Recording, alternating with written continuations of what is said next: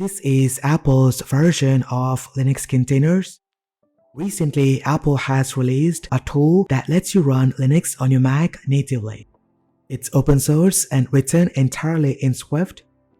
In today's video, I will show you exactly what it is and how to install it and how to set up Ubuntu and a live web server in just a few minutes.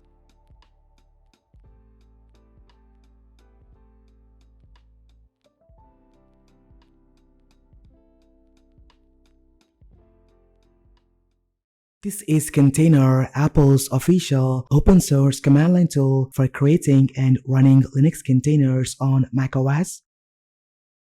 Unlike Docker Desktop, which runs all containers inside one large box, Apple's tools gives every container its own tiny and lightweight virtual machine. This provides better isolation and every container gets its own IP address. It's written in Swift and optimized for Apple Silicon, allowing virtual machines to boot in a fraction of a second. It's also fully OCI compatible, which means it uses the same container images as Docker. This way, you can pull Ubuntu, Python, Node.js, and thousands of other images directly from Docker Hub, and they work without any modification. Container works only on Apple Silicon and requires macOS 26 or later, which allows them to take advantage of Apple virtualization and networking technologies. Now let's go ahead and install Apple Container. Go ahead and open Safari and head over to the GitHub release section and download the latest signed container package.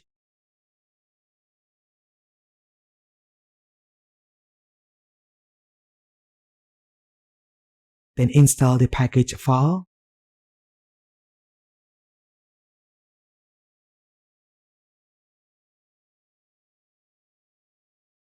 And that's it, Container is now installed and ready to run Linux containers using lightweight virtual machines.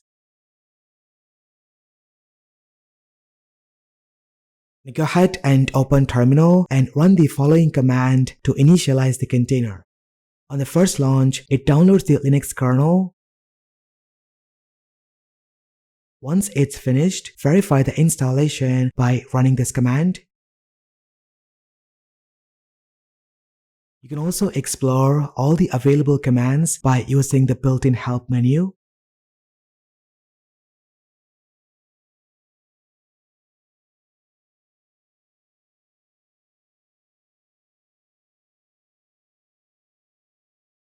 Now let's see that in action. We're going to create three different types of Linux environments. Now let's begin with a disposable container. A disposable container is automatically deleted as soon as you're done working with it. Now let's create an Ubuntu container using this command. The -ID option opens an interactive terminal. On the -RM automatically removes the container when you exit, and the -name assigns a custom name.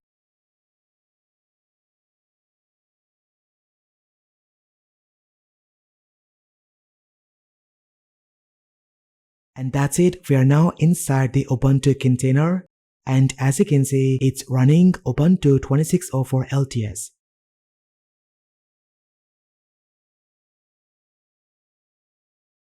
Now let's go ahead and create a simple text file and exit the container.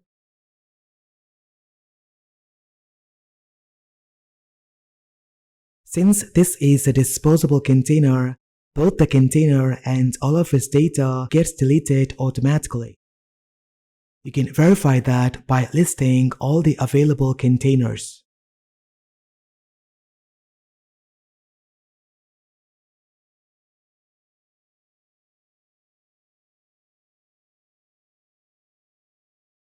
Now let's go ahead and build an image using a Dockerfile. First, create a brand new workspace. Next, create an index.html file with a simple h1 heading. Now create a Docker file. We're going to use the official Python image. Then set a working directory and copy the index.html into it and launch a Python HTTP server on port 8000.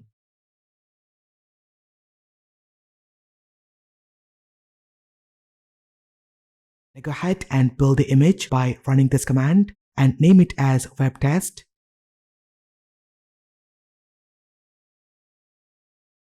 Once the build is complete, list the available images and you will see web test in the output. Now let's go ahead and create a detached container that runs in the background.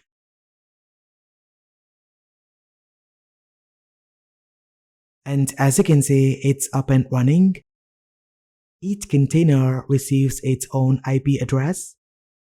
By opening that IP address from macOS, we can access the index.html page running inside the container.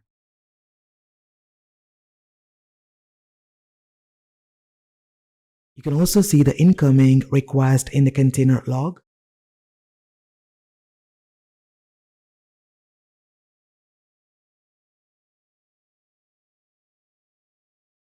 Now let's stop this container. So far, we have been working with lightweight containers. Now let's go ahead and create a full Linux machine with a graphical desktop using the machine feature. Containers are designed to run small applications and services. Machines are different. They boot a complete Linux system that persists across reboots.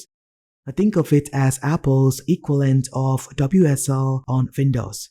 You can install software, keep your files, and continue exactly where you left off.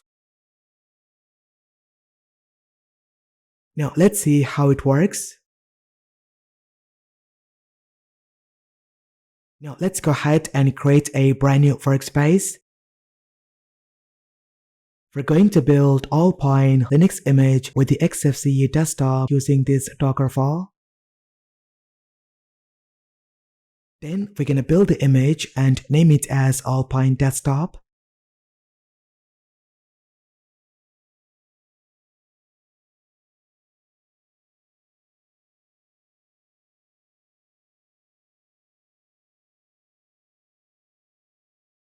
Next, create a persistent machine from that image.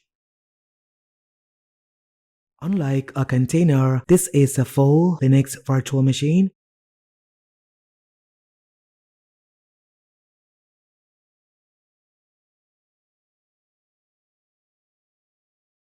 Now connect to it using this command.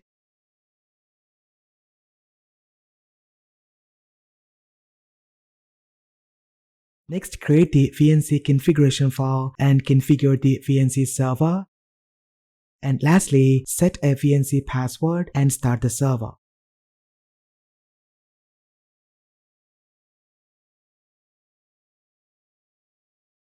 To connect to XFCE desktop, let's go ahead and find this machine's IP address by running this command.